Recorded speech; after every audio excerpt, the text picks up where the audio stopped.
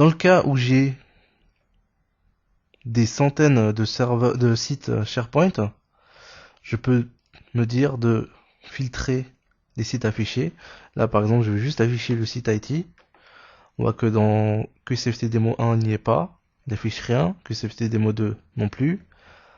Là, il m'affiche la collection de sites Company Main Site parce que j'ai mon site SharePoint à l'intérieur qui s'appelle IT.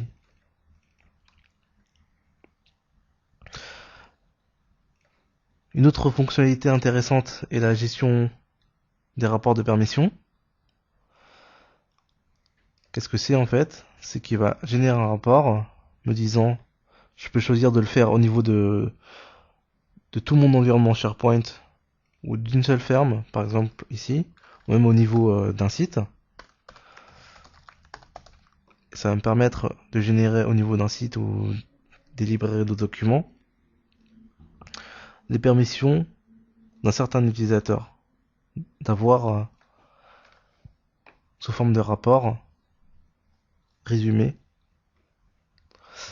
toutes les opérations que l'utilisateur a droit. Grâce à la récupération des données que l'on a effectuées tout à l'heure, le data gathering, Site Administrator for SharePoint peut générer des rapports. Plus de 30 rapports sont déjà définis dans Quest, Site Administrator for SharePoint, qui vont nous permettre d'agir de manière proactive sur notre environnement SharePoint. Je peux aussi bien avoir des rapports au niveau de l'ensemble des serveurs SharePoint qu'au niveau de mes sites. Je peux aussi avoir des rapports avec des graphes qui sont tout aussi parlants. Voici un rapport qui montre le nombre total de sites au niveau de l'ensemble de mon environnement SharePoint, où vous avez ici par exemple un rapport par ferme SharePoint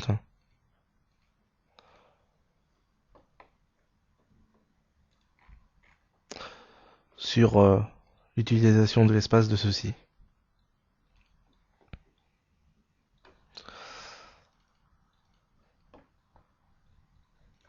Ici vous avez un graphe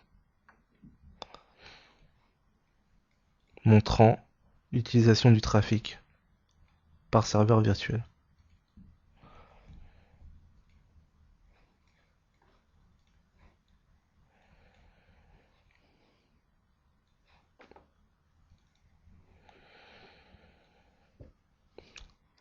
Si les rapports préconfigurés dans l'interface ne me conviennent pas, je peux créer des rapports moi-même. Je vais par exemple créer un rapport sur la structure de SharePoint,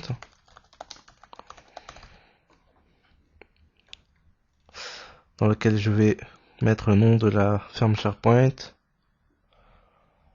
le nom,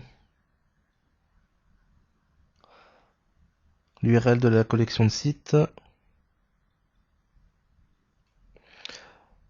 et le nom du site. Je peux filtrer les résultats pour qu'ils matchent des conditions que je spécifie ici. Par exemple, je veux juste les résultats ayant comme nom de ferme SharePoint QSFT Demo 1. Je peux aussi trier par nom, de manière croissant ou décroissant. Voyons à quoi ressemble le rapport. Il ressemble à ceci. Si la présentation du rapport ne me convient pas, je peux l'éditer à travers de l'outil Microsoft Report Builder. Je peux par exemple très facilement, étant donné que c'est une interface basée sur Office, changer intuitivement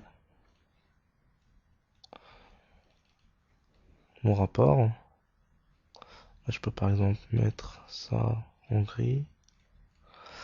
Je vais insérer une textbox.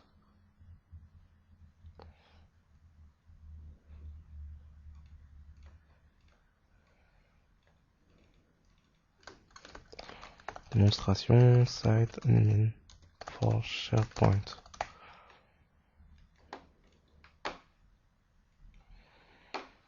Voilà, je peux sauvegarder. Et ensuite voir le rapport que j'ai édité tout à l'heure.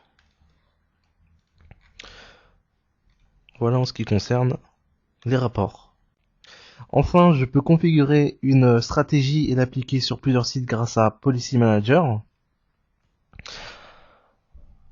Cela me permet de spécifier une configuration qu'une seule fois et ensuite d'appliquer la configuration au bon me semble, que ce soit sur des sites ou sur des fermes SharePoint. Je vais créer une policy qui va me permettre de configurer des paramètres régionaux par exemple. Je vais configurer ces paramètres régionaux dans la stratégie. Je vais mettre français, format 24 heures, dans la time zone de Paris. Je l'enregistre. Quand je clique dessus, je vois ce qu'il y a dans la stratégie. Et je vois où elle est appliquée. Elle est appliquée nulle part pour l'instant. Je vais pouvoir l'appliquer sur ce site-là qui a actuellement comme paramètres régionaux celui des États-Unis. Même chose pour celui-ci.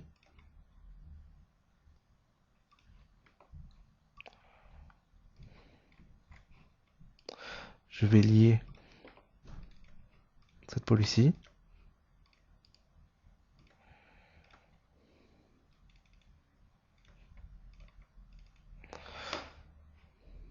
Et je vais forcer l'application de la stratégie, qui par défaut se fait toutes les 12 heures.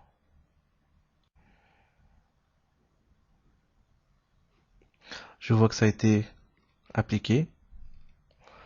Je vais pouvoir me rendre dans les paramètres du site.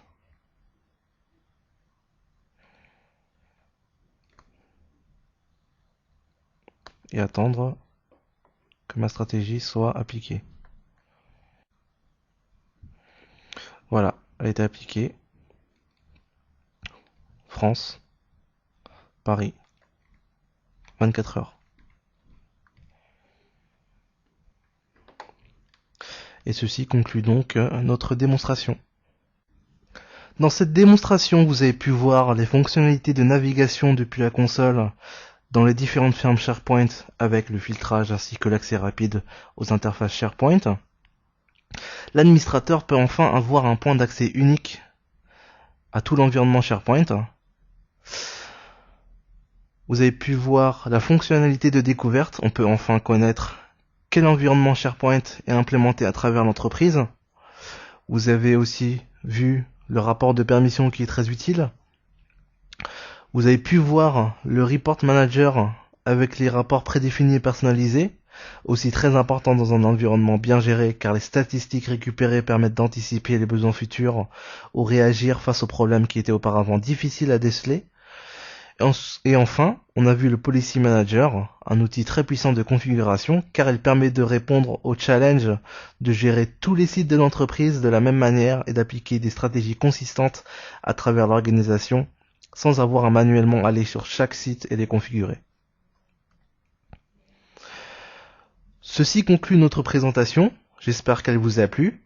Je vous remercie de votre attention et vous invite à consulter notre site www.quest.com/SharePoint pour plus de précisions. À bientôt!